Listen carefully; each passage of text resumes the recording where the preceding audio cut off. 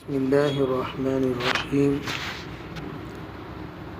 الحمد للہ رب العالمین والصلاة والسلام علی سید الانبیاء والمرسلین محمد وآلہ واصحابہ اجمعین. قال الفقیہ رحمہ اللہ تعالی يقال من جلس مع 8 أصناف من الناس زاده اللہ 8 اشیاء. فقی ابو اللیث سمرقندی رحمۃ اللہ علیہ فرماتے ہیں، یہ بات کہی جاتی ہے جو شخص 8 طرح کے لوگوں کے ساتھ بیٹھے گا اس کے اندر 8 طرح کی چیزیں اللہ بڑھا دیتا ہے، اضافہ کر دیتا ہے. من جملہ ان 8 کو ذکر کرتے ہوئے فرمایا، من جلس مع الاغنیاء زادہ اللہ حب الدنیا والرغبۃ فیہا.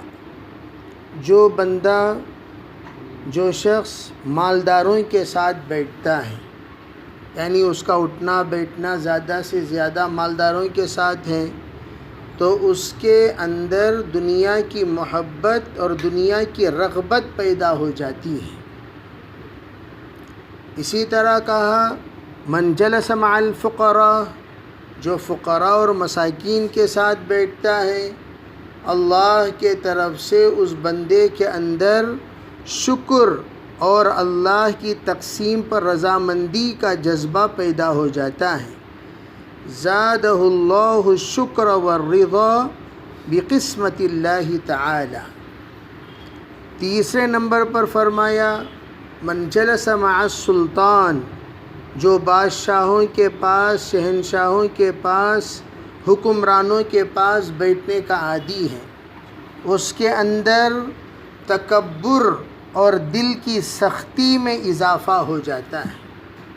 اس کے اندر تکبر، یعنی وہ متکبر بن جائے گا، اس لیے کہ صحبت صالح ترا صالح کنت.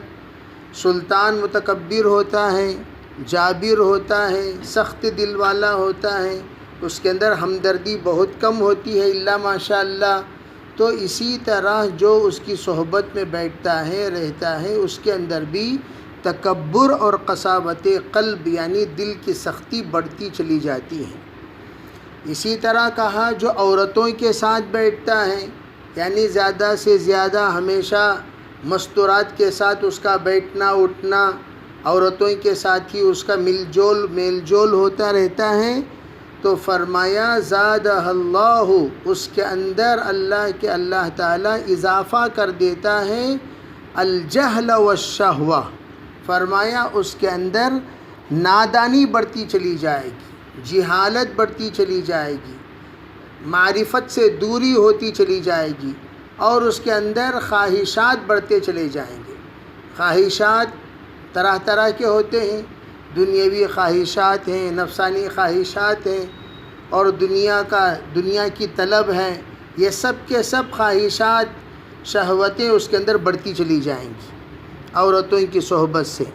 پھر آگے فرمایا من جلس مع الصبیان، جو بچوں کے ساتھ بیٹھتا ہے، ہمیشہ چھوٹے چھوٹے بچوں کے ساتھ بیٹھے رہتا ہے ہمیشہ، تو کہا اس کے اندر 2 چیزوں میں اضافہ ہو جائے گا.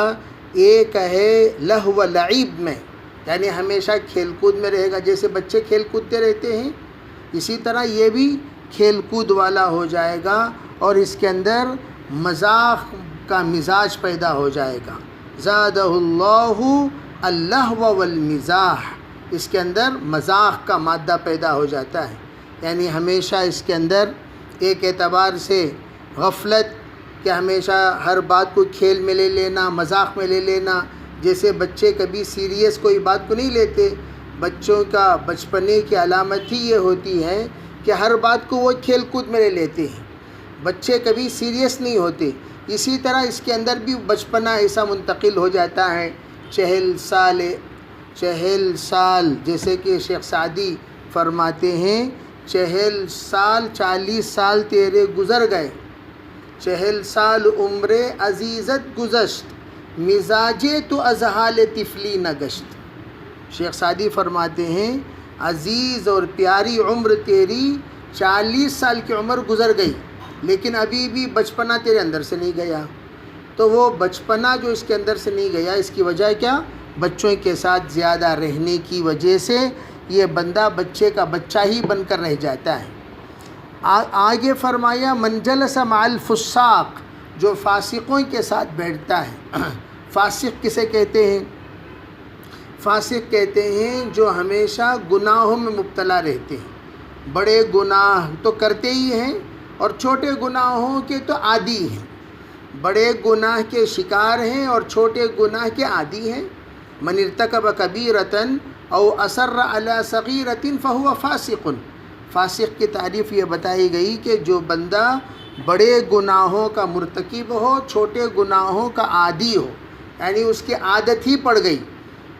جیسے بعض لوگوں کو خواہ مارنے کی عادت، خواہ مارنے کی عادت، خواہ جھوٹ بولنے کی عادت، خواہ لوگوں کو تکلیف دینے کی عادت، ہاتھ سے، زبان سے، اپنے مزاج سے تکلیف دینے کی عادت رہتی ہے. یعنی ان کا مزاج ہی سخت کلامی کی عادت، سخت بولنا، سختی سے پیش آنا، ترش روئی سے پیش آنا، بد اخلاقی سے پیش آنا. یہ بات بتائی. من جلس مع الفساق، جو فاسقوں کے ساتھ بیٹھتا ہے اس کے اندر دو باتیں پیدا ہو جاتی ہیں. ایک گناہ پر جرأت پیدا ہو جاتی ہے، یعنی گناہ کرنے کے وہ کوئی پرواہ ہی نہیں کرتا، آسانی سے گناہ کرتے رہتا ہے.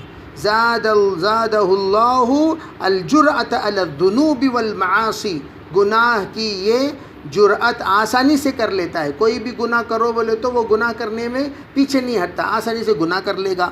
والاقدام علیہا والتصویف فی التوبہ، یوں کہا، اور گناہ کی طرف آگے بڑھنا اور توبہ سے پیچھے ہٹنا، توبہ کو ہلکا سمجھنا، توبہ کی طرف توجہ ہی نہ دینا، یہ عادت پڑ جاتی ہے اس بندے کی جو فساق کے ساتھ رہتا ہے. اسی طرح کہا کہ جو صالحین نیک لوگوں کے ساتھ رہتا ہے اس کے اندر نیک کاموں کی ترغیب، نیک کاموں کی رغبت پیدا ہو جاتی ہے. زادہ اللہ الرغبت فی الطاعات، اطاعت، فرما برداری، نیکیاں، اللہ جل جلالہ امن والہ کے پسندیدہ اعمال کی طرف وہ آگے بڑھنے لگتا ہے. رغبت سے وہ اللہ کی طاعت کرتا ہے، احکام کی پیروی کرتا ہے.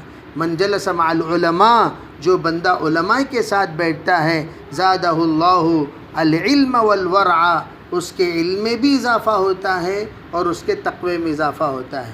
بہرحال یہ 8 چیزیں حضرت فقیہ ابو اللیث سمرقندی رحمۃ اللہ علیہ ارشاد فرماتے ہیں کہ ان 8 چیزوں کی صحبت 8 چیزوں کی عادی بنا دیتی ہے. بہرحال صحبت صالح ترا صالح کند، صحبت طالح ترا طالح کند. نیک لوگوں کی صحبت آدمی کو نیک بنا دیتی ہے، بد لوگوں کی صحبت آدمی کو بد بنا دیتی ہے. رمضان مبارک کے مبارک مہینے میں نیک لوگوں کے ساتھ ہم رہنے کے عادی بنیں گے، انشاءاللہ نیکی کا کام کرنے کا ہمارے اندر جذبہ پیدا ہوگا. رمضان میں بھی بعض لوگ ہیں بیچارے نیکی سے دور ہیں، گناہ سے قریب ہیں، اور بعض لوگ تو رمضان مبارک میں ٹائم پاس کرنے کے لیے کچھ گناہ کے اوزار اور اشیاء لے کر آتے ہیں. یشترون لہو الحدیث، اور وہ لہو الحدیث خرید کر لاتے ہیں اور لا کر گناہ میں خود بھی مبتلا ہوتے ہیں، دوسروں کو مبتلا کرتے ہیں. تو ایسے لوگوں کی صحبت سے ذرا اپنے آپ کو بچانا چاہیے، دور رکھنا چاہیے، تاکہ اللہ رمضان مبارک کو صحیح گزارے اور صحیح عمل کرنے کی ہمیں توفیق عطا فرمائے.